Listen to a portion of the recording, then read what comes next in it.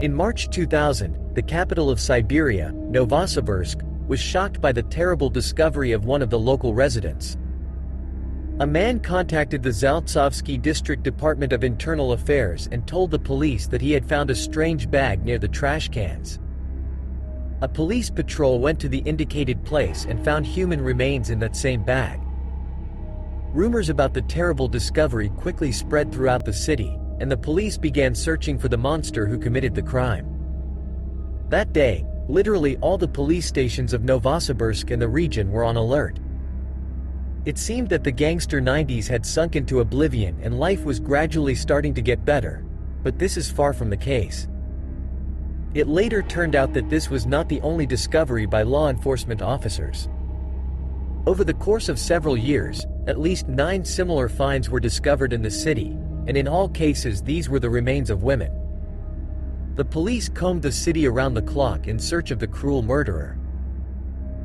It's unlikely that anyone thought that an unremarkable pensioner living opposite the zoo was guilty of the crime. Viktor Fokin, nicknamed Grandfather the Ripper. Viktor Fokin's past cannot be called unusual. He came to Novosibirsk from the Mashkovsky district, worked all his life at a semiconductor device factory, and became a labor veteran. He had a loving wife and daughter. But in 1988 his wife died. The daughter grew up and left for Kyiv. Fokin was left alone. Here's his story. Viktor Viktorovich Fokin was born on February 19, 1935 in the small village of Orsk, Mashkovsky district, West Siberian territory. Fokin's childhood fell during the difficult years of the war. After graduating from school, Viktor went to serve in the army. After returning from service, Fokin got a job at the Novosibirsk semiconductor devices plant. Viktor worked conscientiously and was a leader in production, for which he was repeatedly praised by the plant management. No one could even think that a few years later Fokin would turn into a real monster and would keep the whole of Novosibirsk in fear. It should be noted that even in his youth, Fokin was eager for the female sex, and was even treated for syphilis several times. He also suffered from meningitis. But he began to go crazy after suffering a stroke. Doctors then strictly recommended that the man give up alcohol, but he ignored their advice. After a glass of vodka I lost control of myself. Even his neighbors considered Fokin an unpleasant type and tried to avoid the man. And as luck would have it, after the death of his wife, he wanted to improve his personal life. He imagined himself to be a giant of sex, as he would later tell the law enforcement officers. 55 years old is far from old age, but the widower did not take care of his appearance. He was deaf in one ear, and therefore fans did not line up for him. Only prostitutes, homeless people and alcoholics agreed to have relations with him. And so it all continued until the former production leader was let down by his male strength. Having become impotent, Fokin was very worried, but soon realized that pleasure could be obtained in another way through murder. It is known that in the late 1950s Viktor got married and had a daughter. Having worked almost his entire life at NZPP Vostok, Fokin received the title of Veteran of Labor. The man was an exemplary family man and a loving father, but in 1988 his life changed quite a lot and, alas, not for the better.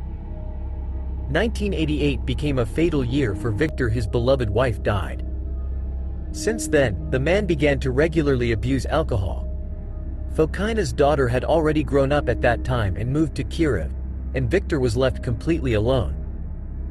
After some time, Fokin began to use the services of night butterflies and meet with alcoholics. Due to alcohol abuse, Fokin's health deteriorated considerably and the man soon suffered a stroke. After suffering a stroke, Viktor didn't even think about giving up drinking and casual relationships. It is known that in his youth Fokin was treated for syphilis and suffered from meningitis, which caused him to have difficulty hearing in one ear. After he suffered a stroke, doctors strictly forbade him to drink alcohol, but Viktor did not listen to the specialists and continued in the same spirit. It was at this time that a switch seemed to switch in Fokin's head and the man began to turn into a ruthless and cruel monster. By the mid-1990s, Fokin's men's health also began to fail him. Victor was very worried about this and tried to get treatment, but everything was unsuccessful. However, after a certain time, Fokin came to the conclusion that he could get pleasure in another way, by dealing with people. The first victim in 1996 was a 35-year-old prostitute whom Fokin met at the station. The rest of the women whom the maniac dealt with were the same, except that their ages differed, and the range was wide, from 18 to 55 years. The bait is always the same: food and drink for free. Fokin beat drunken victims with a wooden stick, then cut off their breasts and dismembered them. He flushed the internal organs down the toilet and stuffed the remains into a trolley bag and threw them out in different places.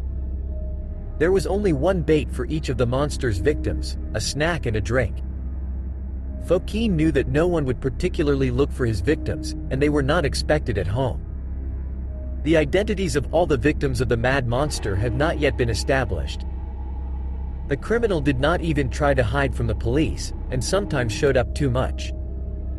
Being on a well-deserved pension, the veteran of labor traded at the local market not far from his home. He dumped several bodies into the Eltsovka River near the current arboretum. Once he was not too lazy and took the remains to Mochishchenskoy Highway. He traveled by minibuses with transfers, and no one suspected that the pensioner's cart was not vegetables from the market. And one day a maniac threw the bag into a trash container near school number 24. At that time, the bins were not in the backyard, but right in front of the school. Fortunately, the children were on vacation and did not see the terrible picture.